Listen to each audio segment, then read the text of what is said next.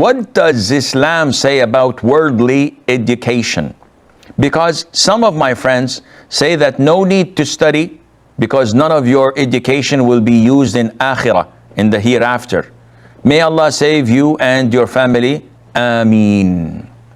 Uwais, what you have heard from your friends is what all failures say.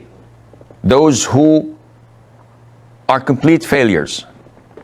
Those who have no contribution to the society. This is what they usually justify their laziness with.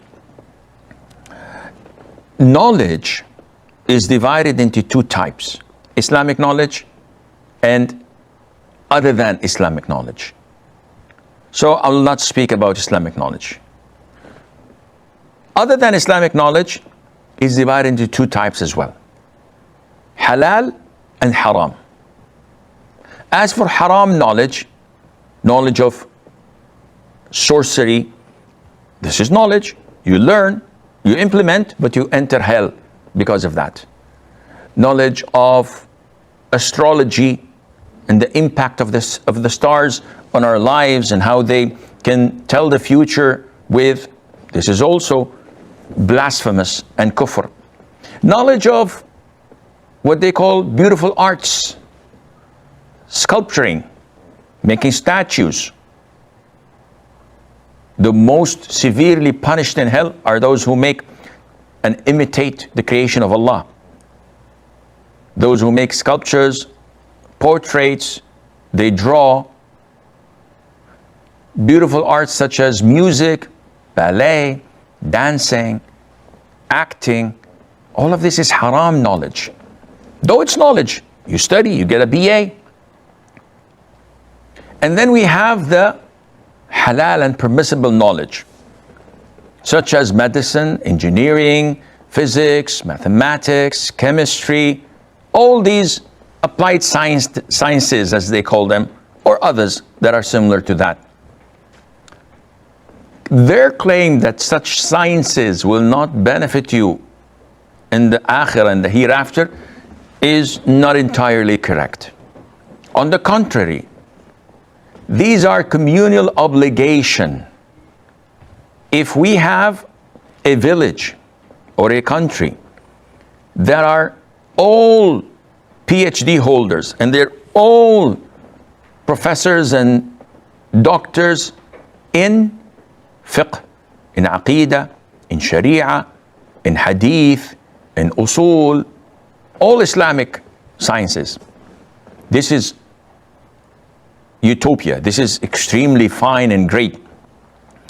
If they fail to produce one medical doctor, one civil engineer to run their city and check the construction of buildings, one architect, one mathematician to teach the kids and the students mathematics in the university, at school, if they fail to produce someone to fill this gap in the society, the whole village or city or town would be sinful because they failed in this communal obligation.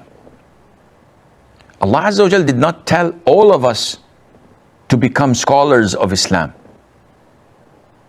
Allah says in the Quran, and it is not for the believers to go forth to battle all at once, for there should separate from every division of them a group remaining to obtain understanding in the religion and warn their people when they return to them that they might be cautious. Chapter 9, verse 122. What does this mean? It means that even at times of war, there should remain behind people of knowledge to learn, to acquire Islamic knowledge, and to warn their people when they come back with things that are halal and haram, and be able to advise them. This is a communal obligation. So to claim that we don't need engineers or medical doctors or police officers or administrators to run the country, this is absurd. And as I said earlier, this is the justification of lazy people. Now, having said that, a medical doctor is not prohibited to become a scholar of Islam as well. And I know personally a lot of medical doctors, engineers, airline pilots, administrators, lawyers who are knowledgeable in Islam and Islamic sciences. So there's no real segregation, and we don't have men of the Lord like monks or priests that have nothing to do but to possess knowledge of the religion and control the community. No, we don't have this. They're all mixed. You can have someone who's a medical doctor and an imam of a masjid and who gives fatwas. You can have someone who's an industrial engineer who does this and write books about Islam. Because he studied Islam, he also learned from great scholars of Islam and contributes to the process. So what they're saying to you is totally bogus and not entirely true.